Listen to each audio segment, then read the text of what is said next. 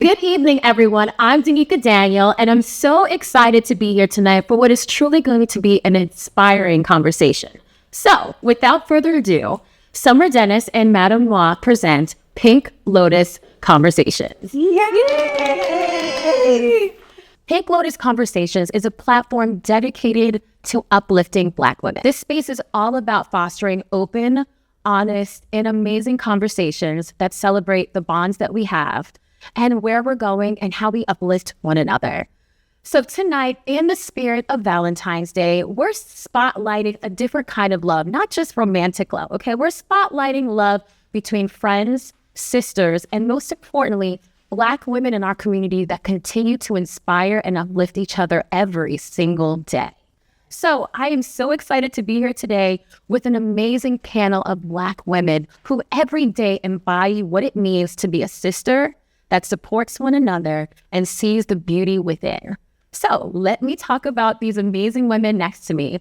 First of all, we have R&B songstress and the woman behind Pink Lotus Conversation. I'm talking about the one, the only Summer Dennis. This is so exciting. Thank you so much. We're so excited to be here. I'm so glad you're here. It's going to be great. You're here. It's all about celebrating sisterhood, and it's not just about romantic love. It's about love with sisters. Yes. Next, we have Tiffany Smith, who is all about embodying what it means to uplift Black women every single day as one of the social media mavens behind MadameNoire. Hey, y'all. And last but not least, we have Delisa Shannon, who is a media host extraordinaire and just somebody who continues to put a spotlight on culture and have conversations that impact Black women everywhere. So thank you guys for all being here. It's exciting to be here. So I'm inspired by this amazing platform that you brought together. So my first question has to be for the one and only Summer Dennis. Please tell us what inspired you to start Pink Lotus Conversations? What inspired you to create this platform that has been such an amazing safe space for Black women, especially Black women like me who are single on Valentine's Day? What is this? So let's talk about it. Well, yeah, I released a song. It's called Pink Lotus, and I also released a reggae remix. And I loved the song. I loved releasing the song because it's about consent. It's about a woman being powerful in her relationship and having freedom of choice. And I like to write those stories. And as far as Black women, I love to highlight our freedom to do whatever we want to do. We have freedom of choice. We can live however we choose to live. And we can support each other and be that rock, that foundation that we need. Like, it's okay to be in relationships, but being single and having different places in society, different roles, different interests, we are multifaceted, just like all women, and we can celebrate each other anytime. And I think Valentine's Day is a perfect time to celebrate just being who we are. You know, that's so important that you brought that up. How important is it for everyone here to focus on self-love?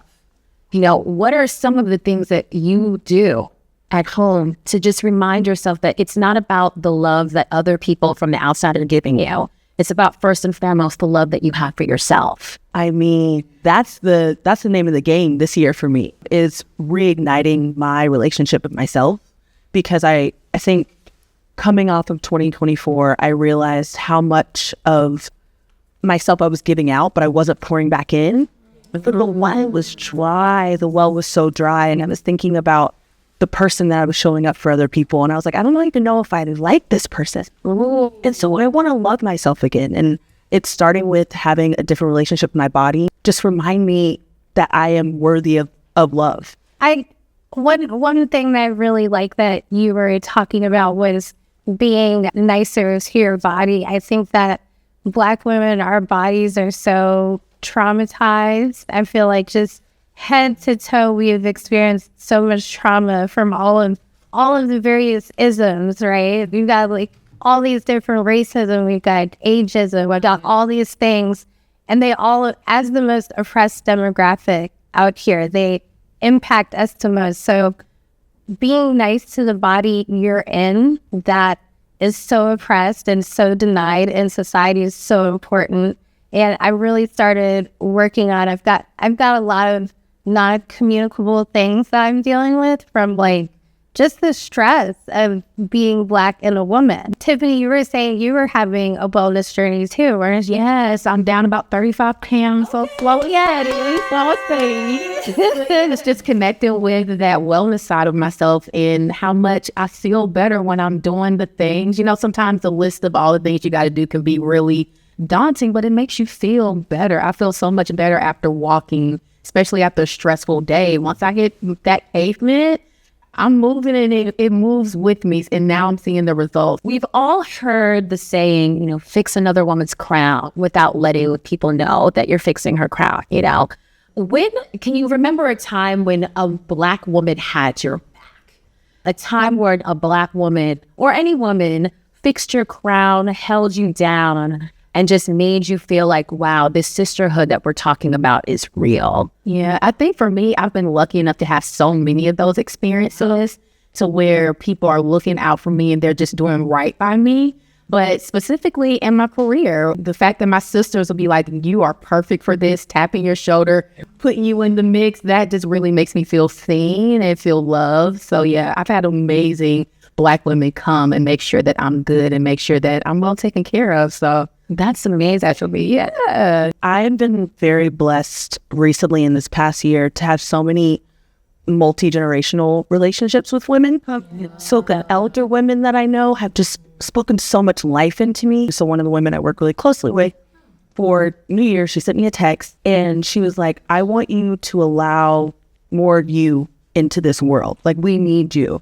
And I don't know why something opened like in me to be like, thank you. I need to allow myself to be more present, to be more full, to be more whole. And I think it's because she told me that my wholeness is important to her. Like, my existence is important to her. And I really needed that. I really needed that. Was there's 21 left? The greatest delights of this past year was just connecting with multi-generational sisters and expanding my definition of sisterhood. It's not just, you know, my peers to my left and my right. It's the women that did this before me and are like, look, you got it. Choose this, choose that, choose you. And I'm like, okay, I see it. I hear you. I think, Summer, for you, it's so interesting to have that conversation as well. Just kind of like how you present yourself as an artist. Did you have fear when you were coming out with your debut single, you know, to be yourself? Like, who is Summer Dennis going to be? Did you have that pressure? Like, who am I going to present myself to be? Wow. It's so interesting because I sing so many different types of genres. Like, I'm Jamaican. Like, my parents put me in tons of classes, and I know many styles of music. So it's hard to figure out what I'm supposed to present. And also, you know, there's the stereotype of us loving jobs and money. And I collecting checks. Yes, I want to win. So like, the hardest thing for me was I've got this goal to be the best and not necessarily as genuine to myself as I could be. So that's actually opened me up to situations where I have a lot of people defining my path and my career for me. A lot of them men.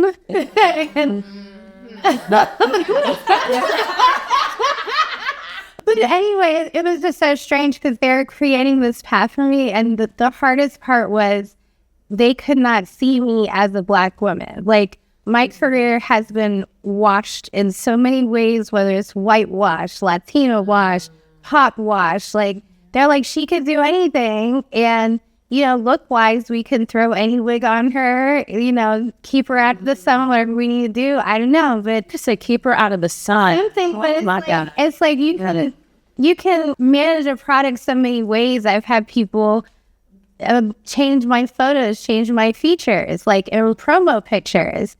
And my biggest thing is I haven't had a chance to be me. And also the lack of success there. I'm like, what am I doing wrong? But it's not what am I doing wrong. It's that I'm allowing people to dictate who I am for me. And so then I have to be like, well, I really have to like love this person to be able to do this product properly, because the product is, you know, I think you were saying product, and it's not just you. Every single woman on the planet has to figure out, how am I going to market this product? How am I going to market this brand? So I guess the question is, how do we as women stay true to ourselves when we're branding? And it's just like Instagram, even when we're going on an interview, even just the clothes that we wore today, we're trying to market this product. And I guess the question is, when we're in front of the male gaze, do you find that you're marketing yourself differently than when you're marketing yourself in front of women?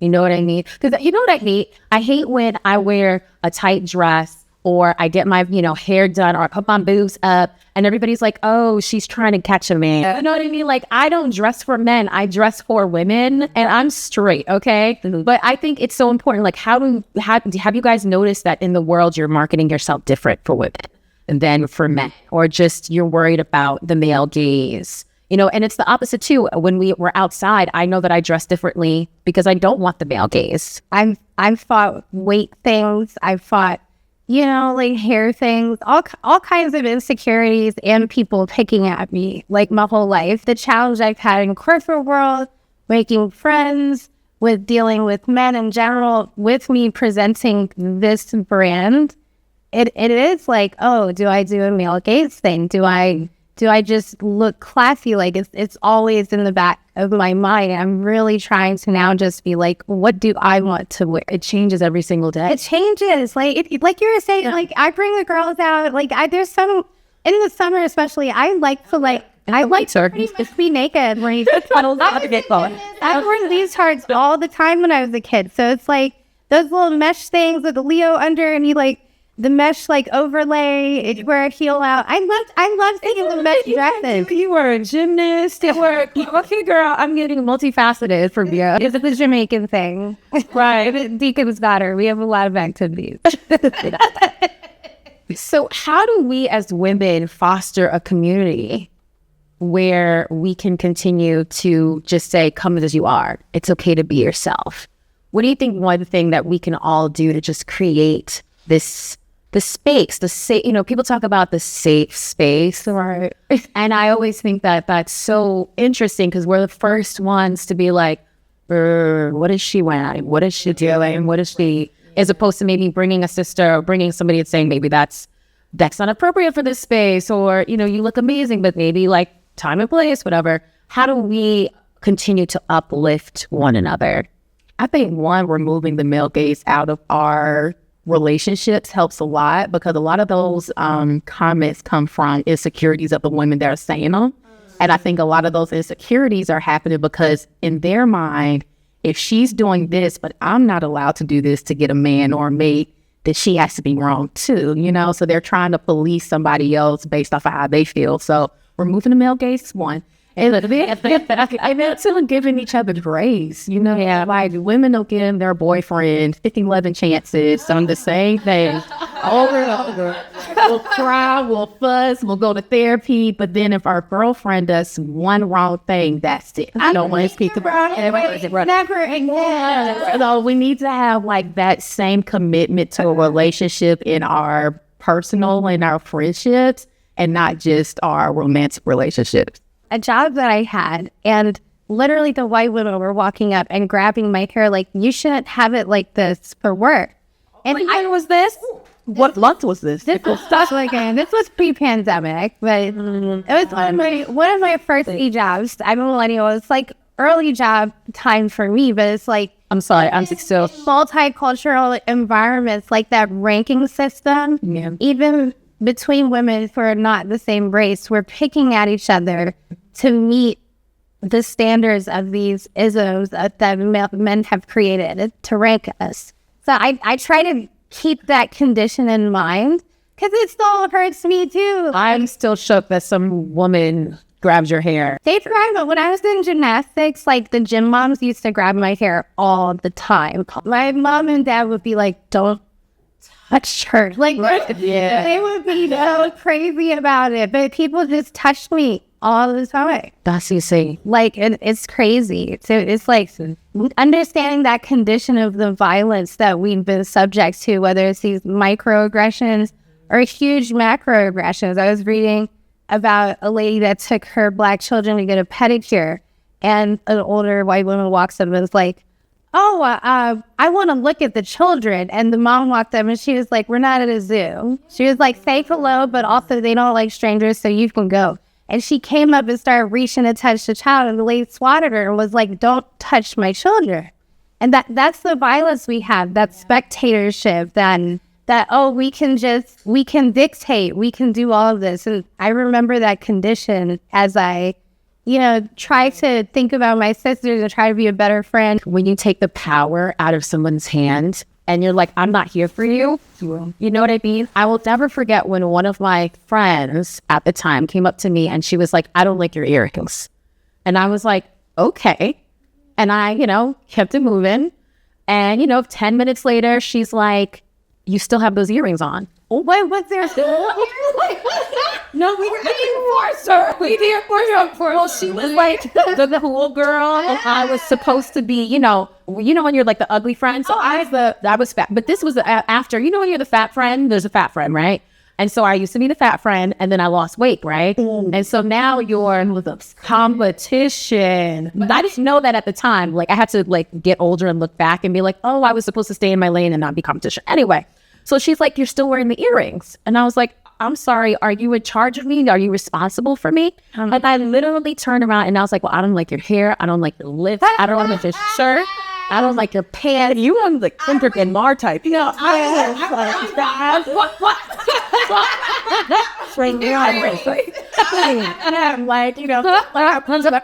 And she like all her color came out. And I was like, dude, I was joking. But so what? I was joking, but I was like, so what? I am not here for you. I'm in this space. You can't tell me how to wear my hair. Do you sign my paycheck? I think that we do this with white people, or we do this with our bosses, but we also have to do it with our friends and society and everything. I am not here for you. As long as I'm not committing a crime and indecent exposure, my face, my hair, it is not public property. I feel a little bit like I'm in that, and it's so recent that I've given that power to someone else. That right now I'm in the genesis of reclaiming my own. Wow. I as you can tell, I dress kind of like a tomboy, what I want, and I have the baggy jeans, and then I love a layer. Yeah. But I think I've struggled with that a lot throughout my life because I've gotten so much with that. And I remember someone being like, well, the reason why nobody likes you girls because you dress like a boy. You know what I mean? And I was like, okay, all right, well, let me get the Fashion Nova dresses and let me start to get dressed tighter. And I gave that away. And I started to try to dress in my mind of what was more femme. And then I was going out in the world and I looked disjointed. Because my body and my mind were uncomfortable. They're like, what are you trying to do? Because what are you doing? That's not what we said that we love. So why am I doing the opposite? I can totally relate. Do you know? I had that recently because I was when I was having my weight problems, I'm trying to create a waist all the time. So now my t-shirts and my sweats and my baggy jeans, because 90s is coming back, but I still had the big jeans. Right. But now I just, I in church environments, it's just fun. Are you the boy now? Or they want you to be prettier. Why didn't you try this morning? And it's I did try. this is a nice fabric. This is a nice shirt. It's just not, I'm not doing the presentation of what femininity is to you. But I feel feminine to me. My outfit was very feminine to me, though. Because you're a girl. They're not a weight problem. Okay, it's not a problem for you. Right. You are growing. You are healthy. Right. Okay, you're not starving. Who's a problem for what? A problem for society that says you're supposed to look like this? Yeah. It's not a problem. You were evolving. You were growing into your womanhood. You know what I mean? It wasn't a problem. If anything, you were the solution. You were look in ways. Yeah, even language. And you were struggling with your weight problems. This isn't weight a problem. It's a problem for who? There's somebody out there. We as women, once again, we are not a monolith. And we need to show that there's big and small and tall. We come in all shapes and sizes and flavors. That's what diversity is. You know what I mean? That's the beauty of it. And the diversity of the weight thing. I grew up in the 80s babies, 90s kid. But I've always been the funny, chubby girl. That's been the thing. But what has been a mind warp for me recently is that the same size I was picked on about being in high school is now the same size that is desired now. Like, people literally will lay on the table and be like, I want that. So it's a mind trip to see 20 years to where you can be beat down and people can talk so mad about you. But then it's like, oh, girl, but you tea now. So it's like, it's weird. So society will go through these different changes, all while Black women are in the midst of dealing with how they're viewing us the whole entire time. Think about how big butts were viewed. Like, it was like, ugh, she got a big butt. That's what the whole Sir Mix-a-Lot was about. So now, I see that glass. But you see the butt. They're so weird. And two can play that game, right? Yeah. They're looking at Gabrielle Union walking, and they're like, "Oh, she got a big old butt." And it's Gabrielle.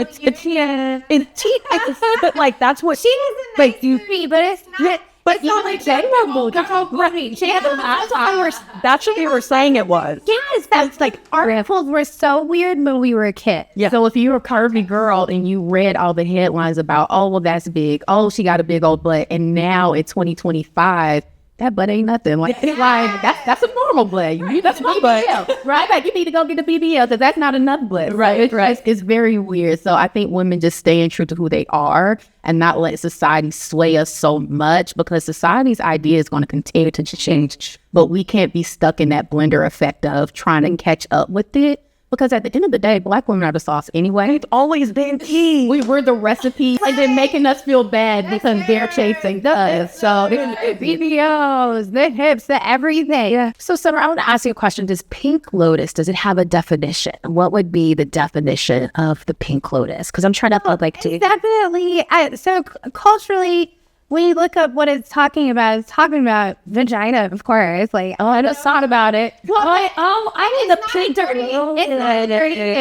You know? Oh, flowers. A lot of what we're talking about is the fear that we have, the protection that I think that response to call it that was to try to keep it innocent and pure and because probably the violence that you were talking about for years, I think at least I feel like my experience with my elders is like, we want to protect you from the violence that we had. So we're going to try to make it this thing and not talk about this thing because you're too young for this. And we don't want this to be what happens to you. And so but that comes from fear. And that it's like, it feels very, it's immature. It's immature in its purest form because it's just about protection. And we are taught to fear ourselves. Fear ourselves.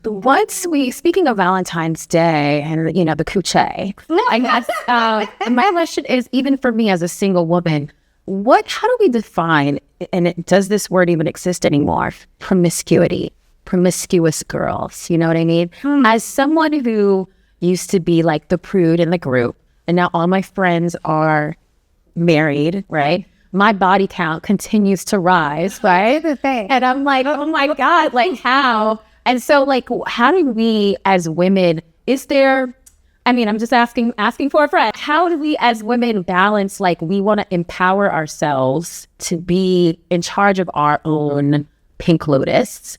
Right? But is there a rule like go too far? Like if you hear, okay, we did a story about a woman who like had sex with 100 guys in one night. Like, is that like, or ouch? Are there rules and regulations in regards to the Pink Lotus? How do we empower ourselves? We want to reclaim it. One thing for me, the rule is where her comfort level ends and it's now a gimmick or it's now something that you're having to do. There's no way 100 guys you were like, yeah, let's do this. But maybe the first 10, she was. Right? But I feel like women don't get a chance to be a hoe. A lot of Black women aren't allowed to date until they're of age. Then as soon as we're of age, we have this mindset of we have to get a man. So we're trying to be locked down and have a whole relationship. There's a lot of mothers and people that's been in relationships 20, 30 years, and they've never got their freak on before. And that's fair. So for me, I just think the line should be where her comfort truly ends. And it's no longer her trying to impress somebody or doing it because of a camera was involved with this? No, I think it was a dare to herself. I know. Like, we got 100 people. I need to get so I need a check. It's illegal.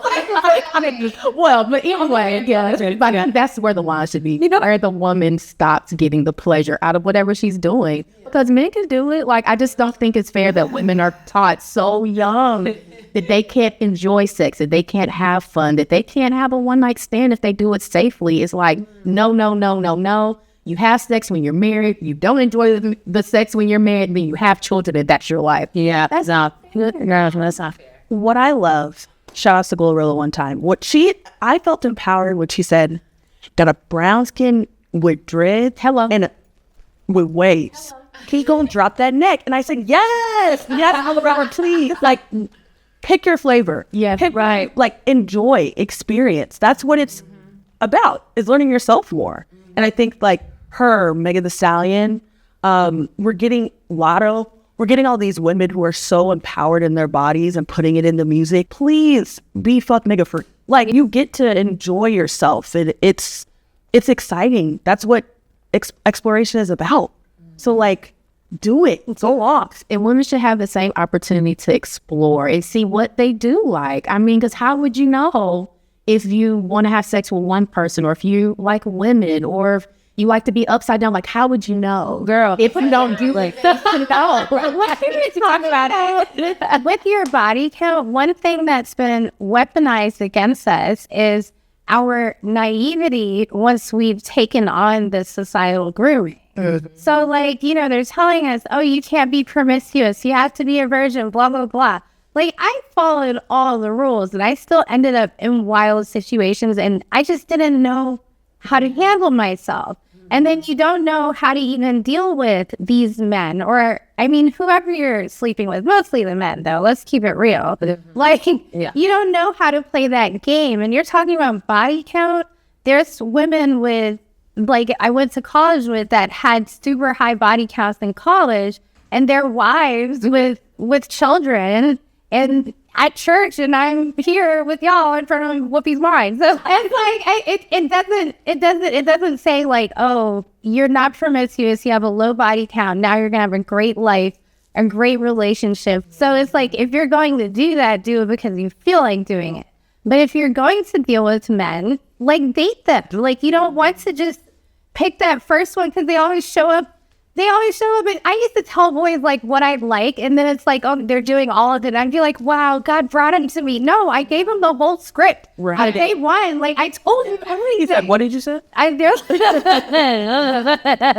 It's true about, like, teaching men, but also teaching other people how we need to be treated. Yeah. You know, I think that's so important, because I had to learn that, like, people treat you the way you allow them to treat you. Yeah, know what I mean? So what is one thing when you meet a man or a woman, just in this world, that you do to show people, this is how you, if you're going to deal with Tiffany, this is how you deal with me. This is the respect that I deserve. This is the level. Like, how do you put that out there? When you're out there, how do you tell people, this is who I am and this is how you're going to treat me? Because I'm still learning that. If I was all age, I'm still learning that. So, Is it what? well, I'm listening, y'all. We were talking about being single, and it sounds like you're seeking a relationship, right? Girl, I'm out here taking, I said I'm taking cuffing applications, okay? I can just say that. I'm actively looking. And the body count thing doesn't really, I mean, but I was a virgin until very, very, very. Good job, though. Well, I was, you know, my parents, my mom's gonna be like, you're not the virgin anymore. She still thinks I'm probably but, you know, I had that religious stigma, and, you know, it's like, oh, you know, I still, at my big age, like, how many dates am I supposed to go on? If we have sex on the first date, is that, like, is he gonna look at me? Are we gonna get married after this? Like, or now I'm like, you know what? Like, what do I? Yes. It's less like, what does he want? It's more like, what do I want to do on this date? Like, I guess, but yeah. It's also so hard because, like, societally, like, so being single is like, okay, I'm trying to find, like, this person. When you're, like, trying to look and you're trying to categorize and, like, you're measuring everything, you kind of start to miss the ride of, like, just having love in your life, having peace in your life, because really, you have this thing where it's like, we're all supposed to be, oh, let's keep a measurement of how good of this woman we are, but we really need to just seek out what we love, and once we're comfortable, like, it keeps coming to you naturally, I think. Because I would say, I think that you're amazing. You're talking about, oh, I'm single right now, but you're probably like super powerful as like a single woman. There's probably so much you're supposed to do right now at this time that a man or a relationship might get in your way right now. So I feel like you existing in all your amazingness, you'll continue to accomplish things. And then also that will gravitate that right person towards you. I think that for Black women, or just women in general, as we continue to collect a paycheck, you know, I always, when guys are like, why are you single? You're so amazing. Like, any woman, you're so amazing. And it's like, well, I don't need a man. And then they're like, oh, that's what's wrong with these girls. Like, y'all forget you don't need a man. It's like, I want a man. Let me explain it to you. I don't need a man. If I cannot open something, that's why TaskRabbit exists. Yes, So TaskRabbit. I can't lift this. TaskRabbit. Let me, like, I don't. With pictures, you can select. And you got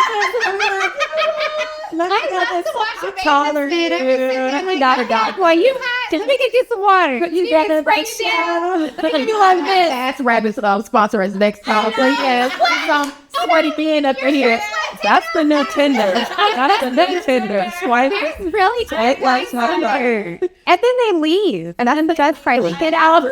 Take it out. Because you asked us $70 now. Yes, you asked it.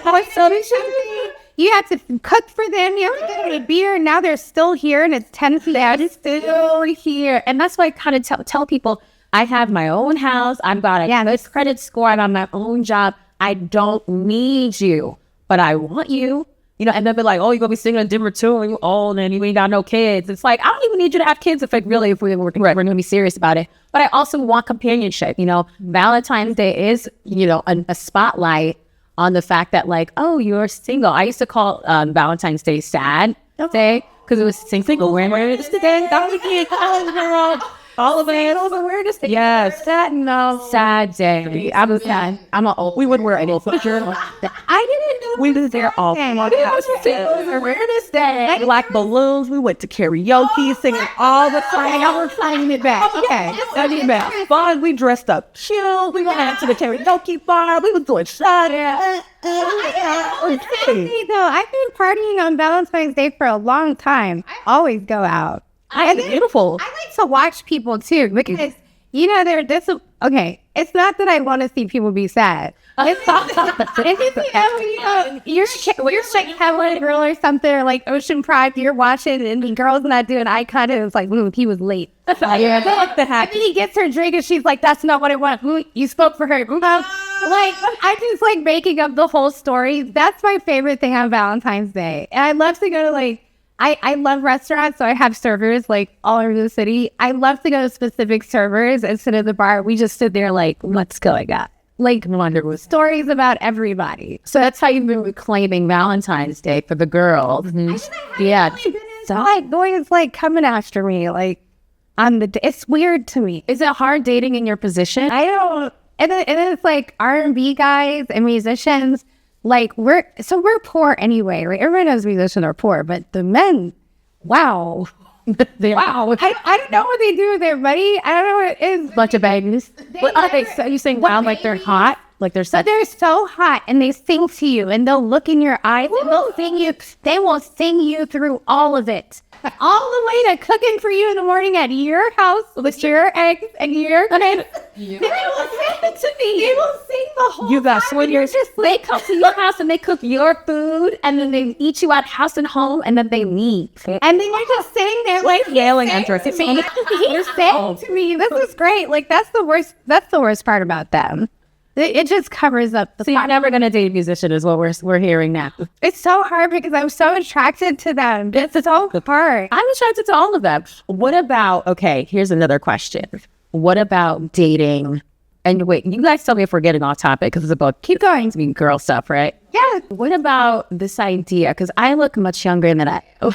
Yeah, this is idea. Oh, you know, like don't cry. Recorded immediately. Every time a girl stop in class. What is the idea? I'm like, listen, I'm on the J-Lo train of thoughts. Okay, May, December, what? Like my birthday's in May. How is it when you even see a woman, an older woman dating a young man? Good for us. Yes. Because, but how young? Because I look 10 years younger. Like, but Cher's my girl right now. Yeah, Cher.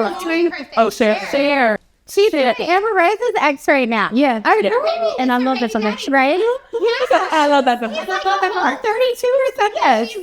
She's almost 80, isn't she? Because Cher, first of all, is a beautiful vampire. Like, she's just never aging. Like, so what man her age is going to be able to keep up with Cher? She ain't a young thing. Now, she was young. She went, yeah. But he's still a very much of a dog. They didn't go with Leonardo DiCaprio. They've been going like, they basically waiting at the South Star. Okay. That's not okay. And that's not okay. A whole different thing. I feel like Cher is like, that's a grown man. Leo and the guys like him literally get the 21-year-old, they turn 23, they break up, they rinse and repeat. Like, And I think the attention is different, right? So when a man is dating somebody that's really young, it's because they want to be controlling of her. She's naive. She doesn't have boundaries yet. All of that stuff. Very in love, so cute. But like, I feel like for Cher, it's more like I need someone who can keep up, have a good time. Right. So I think the attention is different. And that's when I'm like, go Cher. Like, I'll get with it. she can send him home. Then she can say she got enough money to be like, she probably does. I don't like when they get super random. They start leaving crumbs everywhere. Oh my God. Footprints. They never wipe their feet. You need them like to, what is it, take out? You need them to come and then go. No,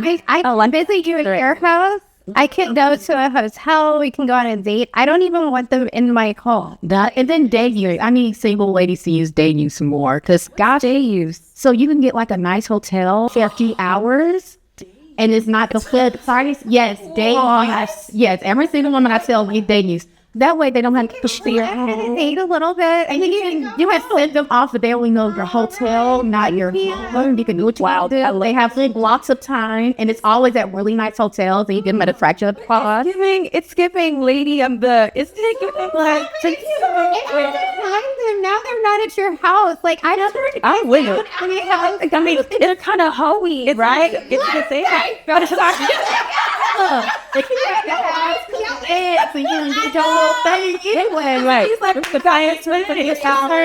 I'm saying, like, once we're adults and we could talk about the things, because that's the thing. We have been fed the lie that men care about hoes. They don't care.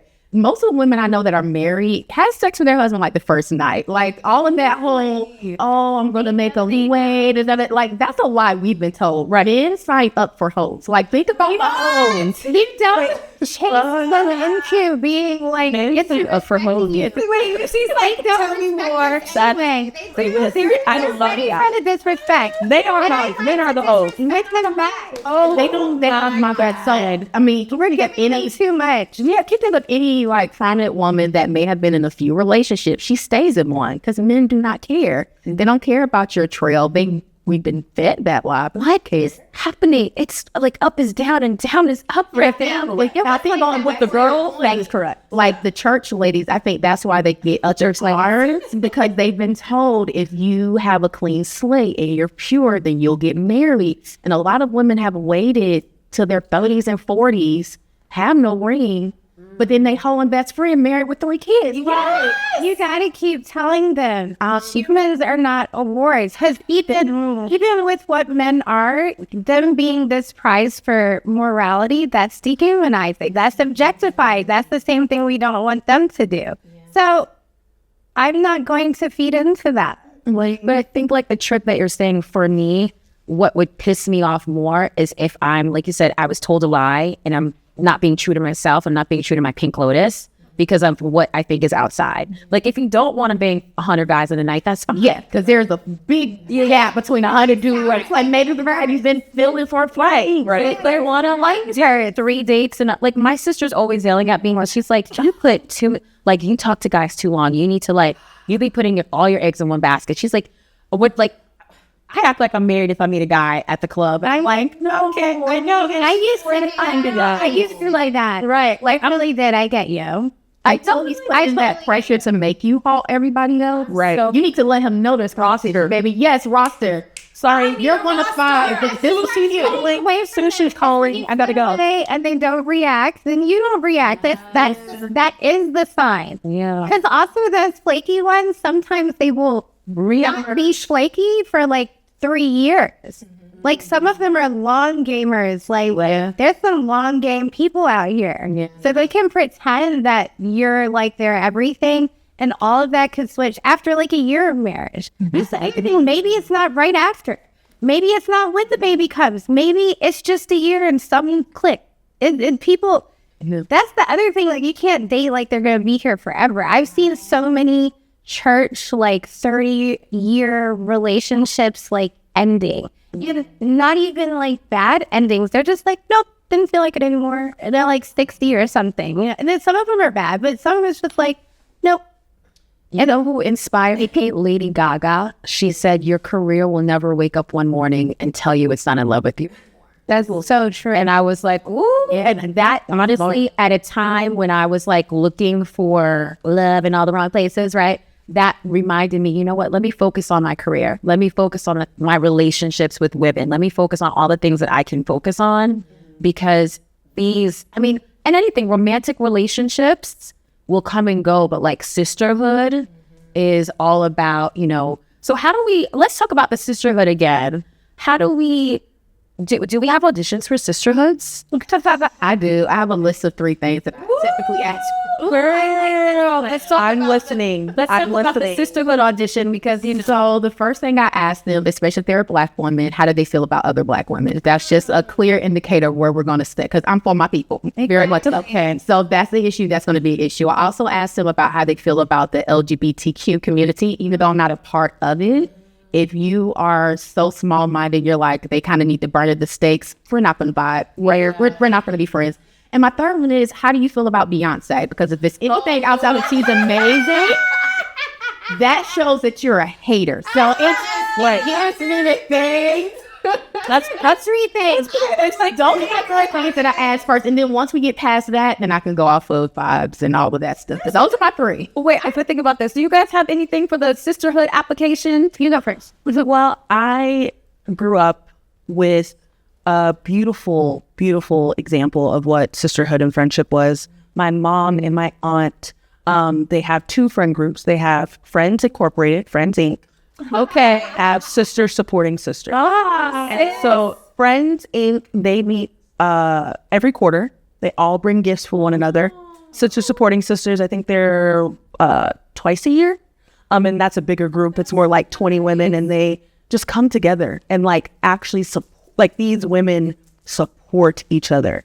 And so that's my criteria. Like if I look at you and I'm like, oh, I can see you in every phase of my life that I think that I'm going down, let's go. Like I'm locked in with you.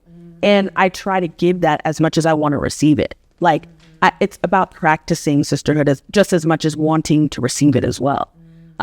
So it's very familial. Like if you're my sister, I don't put that word out there. Hey, sister. No, like if I say that to you, I really want to mean it, because it holds a lot of weight. It's always held weight in my life. I have a sister. I'm very grateful to have an older sister. She's my best friend. So if I'm calling you my sister, you got to be just like Brisa. Like you have to care. You have to care about me in ways that let me know that you want the best for me. Yeah. So if we can't connect that way, if I don't know if you are plotting on my downfall somehow, some way, you're saying that are like, if you're making a situation, if you're very insistent on seeing only your point of view or only your perspective or centering yourself in our relationship, may not be something that's right for me at this time. But it's for me. Keep your application on deck. I'll call you back later. We'll review in a few months. Check it right. We'll circle back. We might circle back on you. We might circle back. But I think that is a requirement. It's like, if I'm going to call you sister, I have to know that you're going to be there. I have to believe that. And yeah, it's really that simple now. It really, because we can have friends, we can key, we can go out, drink, and want. But if I can sit on my phone on my couch in silence and like I feel safe with you, if I can like have you come into my kitchen and like cook with me, like there's a difference. And I'm very clear on that boundary these days. I think like one thing that was really important for me was I get to do a lot of amazing things for work. And I felt like I was, wondering, are all these girls here because I get to go to see Usher front row, or I get to, get all these amazing dinners and all these amazing experiences? Like, are you guys really here for me? And I will say, like, recently I went missing, my phone was dead. And my real girls were calling my sister, like, is she okay? Where is she? And I was like, okay, these are really my friends. The girls that weren't just with me, it's like the real ride or die. Like when I had, I'll never forget my Korean sister, Mary, shout out to my friend Mary. When I had COVID, the sister who I was like crying on the phone, like, I'm sick and I can't go to the store. And she's like, oh, let me, what's that? What's Fresh Direct? Let me Fresh Direct. What do you need? Gatorade, set me medication, like that type of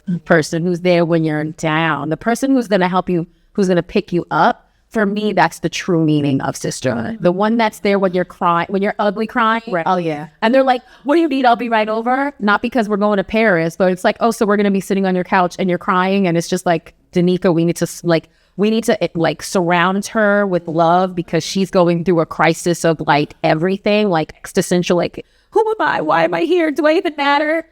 Those were the girls. I was like, okay. Well, it's also interesting because you had to look at who's there when you're down and also who's there when you're up, because someone might like you down. Someone might like when you're at the slowest, where you're like, oh. So you have to look that. Yeah. You have to see, like, if there's someone when you're shining bright, just like they're basking in the light of your glow, and they don't want to take anything from that. They only want you to shine brighter. You got to look at that too. You are so right. The girls who are around you because your demise makes them feel better about this. They feel like they that is right. I never want to be up on my friend. Like you're so happy that like you're so comfortable with me being down. As soon as I kind of get myself out of it, there you are to make me question. And that's the heartbreaking thing when you're telling someone that you think is a friend something that's sad to you, and you see their little face kind of curl up, like it's downward. And I'm observant, so when I see that, I'm like, ugh. Another one bites today. Like, oh well, that's just the lesson you don't have to go through, sis. It's like, oh, or it's like when I was going through my weight loss journey. Ooh, yeah. When you start to better yourself, everyone freaks the F out. Like, because suddenly, like, wait, so you're getting better. So wait, like now next to you, like, okay, well, my bank account isn't good enough. Let's talk about, we'll talk about it, like being friends with women who make different, levels of like salary, how that hurts. But like suddenly, like, okay, I'm getting the male attention, or I feel better about myself. And then suddenly you put a spotlight on their insecurities, like you were saying, like they're not happy with themselves and they want you to stay down because it makes them comfortable. Like, my up, right, make you feel, got you out of white. Right. How is that possible? Right. It's hard. Oh, you probably experiencing it. Probably you got a record deal. You were like, hey, I got this, I got that. Look, I'm about to release my video. And some of your friends were like, it's like the phone stopped ringing. Like when I last started doing stuff, and when I say the phone stopped ringing, I don't like phone calls, but it's like my notifications on let's go here, let's go there, because I like to go out. Like I don't have any kids. I'm definitely you better clear all this time. My friends, like the ones with and without kids, they know there was a long time I was the one that's going to come out every single time. Especially just because like there was a time where I had like 3 jobs and I was trying to like pay for all this studio time and marketing and stuff by myself. So like when I get off, I'm like, I need my girl. So it's like I was that person, but as soon as I started doing stuff, it's like I just look at my timeline and I'm like, I'm home. Why am I not there? They didn't tell me they were doing that. They're at my favorite restaurant. They know I love going to Sequoia for brunch. Why didn't they tell me I'm home? And then it started to be like, well, you're never at home. And I'm like, you don't know what I'm home or not. You didn't even know I left. Yeah. They're like, where are you now? I'm like, literally out the couch. I'm in Maryland. And it's so weird. I couldn't figure it out. But then I was just like, if you can't think about me, then that's fine. I'll wait for you to think about me. And waiting, there's like far fewer people around. Well, if you're not thinking about me, I'll start thinking about myself. Exactly. And maybe taking charge. So what do you think the reason is behind that? Jealousy? Or It's really weird. I think people have told me, like, I can't. Like, when I come to your fashion week, I like to bring friends, and I'm a friend now. yeah. Sorry. They'll be like, well, you put this on. You had on makeup. Who did your makeup? I did my own makeup. Oh, what? You were so cute. I dressed myself. Mm-hmm. I don't have any clothes. Come borrow something of mine. Like, it's you. And then it's like also the ones that are watching are like, why couldn't it be me? But I was like calling you and you wouldn't answer. So it's just like now there's like weird conversations I'm having that I'm like, how did that come up? Because also you didn't ask me how my release has gone. You didn't ask me like, are the streams going good? Is everything okay? You're not asking me that stuff. So it's like as I start to like exit certain conversations, their frequency is stopping. So I think when people start looking, people start looking at you different because you see yourself as I am the same, but they're looking at you like, oh, what you're doing, and they're shrinking themselves and they're blaming you for it. And it becomes a nastiness because they're doing it and you're witnessing it, but then you're the one getting hurt off it. Like you didn't do anything, but it's just because they are viewing you up here and they're taking their insecurities out. Yeah, and they'll be like, oh, you were just at this spot. You were just at this fancy thing. So why would you want to come to this happy hour? Because we've been doing this happy hour for 5 years. The best happy hour in town. That's why I want to go. I was at work. I didn't pay to get into that. I got paid to be there. Like, it's work. What is everybody's mantra for 2025 if we're thinking about the pink lotus? How are you going to manifest love for yourself? Because once again, this whole thing, it's Valentine's Day, whether you are a whole married woman or single and fabulous, how are we going to manifest love for ourselves this year? What's our mantra? What are the thoughts? I can start with one. For me, I felt like in 2024, I was auditioning for love. And there was a specific man and I kept saying like, why am I auditioning for you? Why am I letting you put me through these hoops and these, obstacles? And as I embrace really, I was dodging them with them. I was like, am I honest? And I said, for 2025, I am the director. Mm-hmm. I'm in charge. I am going to decide. I'm the author of the only dictionary that defines me. I'm going to be responsible for what I do for me. And so for me, my 2025 mantra for respecting the pink lotus, because this is powerful as F, is all about being the director of my life and not forgetting that I'm in the driver's seat. So what about you, Tiffany? Do you have like a mantra? I don't know if I have a mantra, but I do want 2025 to be more of loving on myself. With me wearing so many hats, it's really easy to kind of get swept into being the mom and the wife and the worker and all that stuff. So just taking the time and love it on me. And one thing I even take it to my mirror is, Tiffany, I love you. And keeping that in mind with all the choices that I make. So I love myself. Does this reflect the love that I have for myself? But I like talking about, yeah, that's good. I guess for me, what I want out in 2025 is to stop. I feel a lot of guilt in my life for making my decisions that I do, because it's like I'm not doing that typical Black girl thing all the time, or the typical, PK thing. Just all of my friends are moms, wives, mothers. I said moms. Yeah. And it's just like, I'm still outside. Like, I was in the race with them, and slowly I've been like, man, I'm not doing this. Like, my 2025 is I'm just going to have peace, and that I need to be that for myself. And I'm not going to let myself feel guilty for doing that.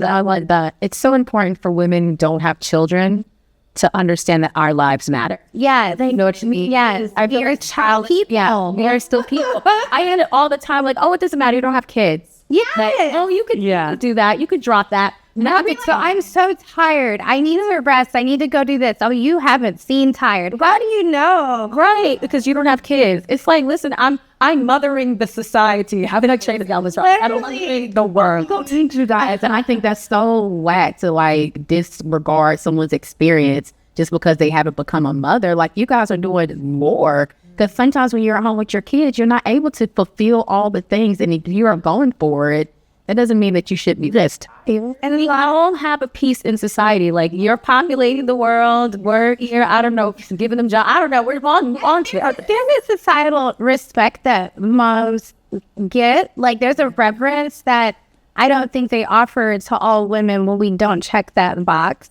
So it's like, we have to create those spaces for ourselves. Like, okay, I am valid. I am still a woman. I still have a nurturingness or not. If I'm not nurturing, I still matter. Right. You know, we can sit around in bed rot and still matter. We're not put here to just serve the world. They think that. They think breastfeeds and breastfeeds. And I watched them run all their businesses.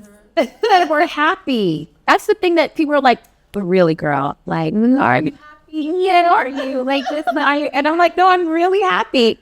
Like, you hazy happy. You think you're happy. You just like, wait, it's That's to a point that as we want a society to change for us women have to keep that up, because no other woman should be making you feel small or trying to make you feel smaller for not having children just because she has them. And I think once we get that conversation down packed to where we're like, you have an amazing piece, I have an amazing piece, let's put our ish together, versus, oh, well, you don't know, and you don't know. I think it makes it better.